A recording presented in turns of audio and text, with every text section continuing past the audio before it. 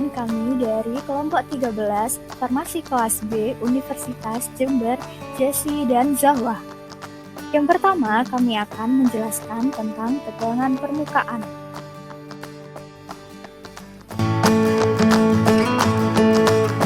Apa sih tegangan permukaan itu?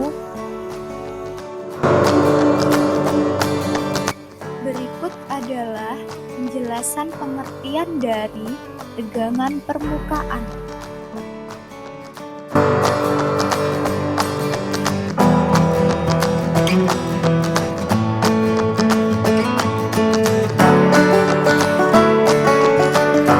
Berikut adalah penggolongan tegangan antarmuka.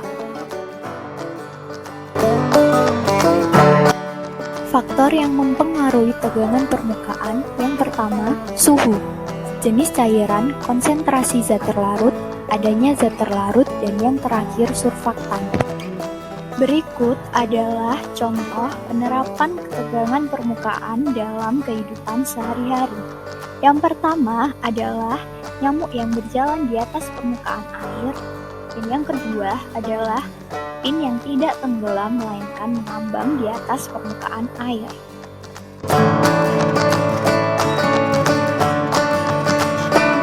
Ini ada sebuah wadah yang berisi air, kemudian diletakkan jarum di atasnya, sehingga membuat jarum tersebut berada di atas air. Hal ini bukan karena jarum yang mengapung, tetapi karena air memiliki sifat tegangan permukaan. Seperti yang kita ketahui, jarum memiliki densitas lebih tinggi daripada air, sehingga seharusnya jarum berada di bawah air.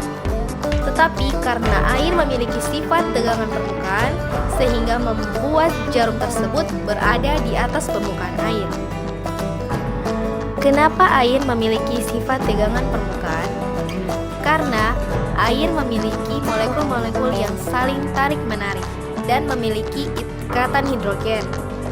Molekul air akan membentuk grup atau gumpalan, sehingga ikatan hidrogen akan menyebabkan gumpalan tersebut tarik-menarik atau adanya gaya kohesi. Tegangan air yang di atas bersifat bebas dan kuat, sehingga jarumnya tidak jatuh ke bawah.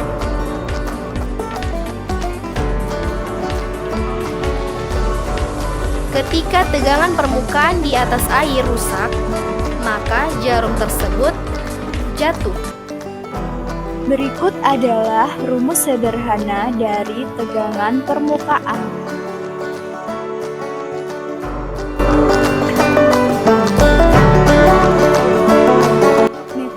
Metode tegangan permukaan.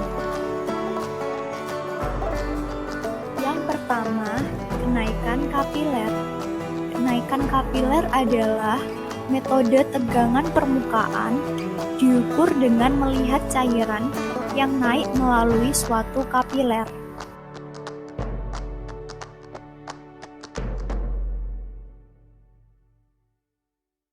Yang kedua, metode cincin atau tersiometer Dunay. Ini merupakan alat untuk mengukur tegangan permukaan ataupun tegangan antarmuka. Di farmasi, kita dapat mengambil contoh penerapan tegangan permukaan, yaitu pada pembuatan emulsi dan suspensi.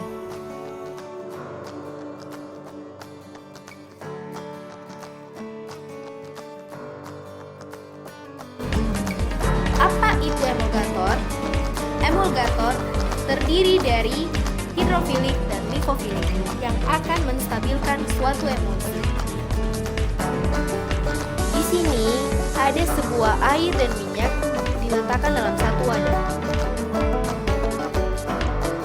Ketika dilakukan pengadukan, mereka akan bercampur.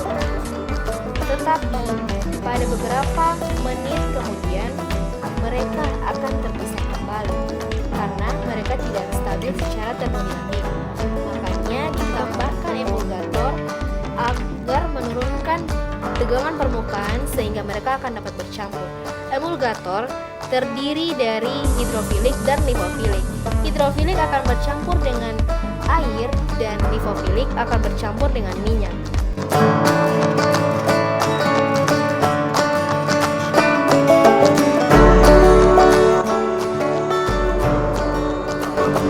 Materi yang kedua, kami akan menjelaskan tentang viskositas.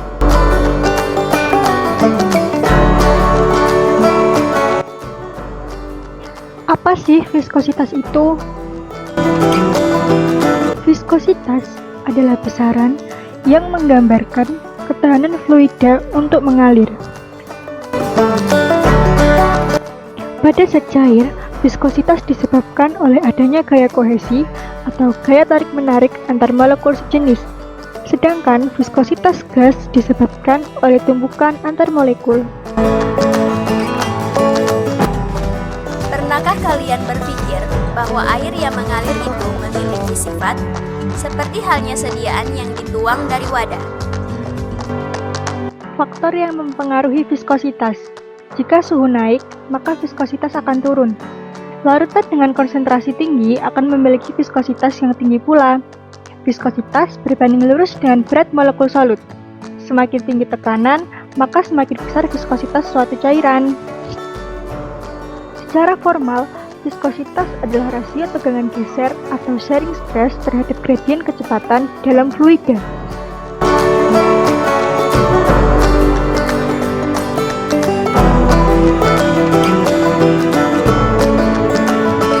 Viskometer Oswald dapat digunakan untuk penentuan viskositas sampel yang encer atau kurang kental. Berdasarkan persamaan Poiseuille dengan membandingkan waktu alir zat cair uji dan zat cair pembanding yang viskositasnya sudah diketahui.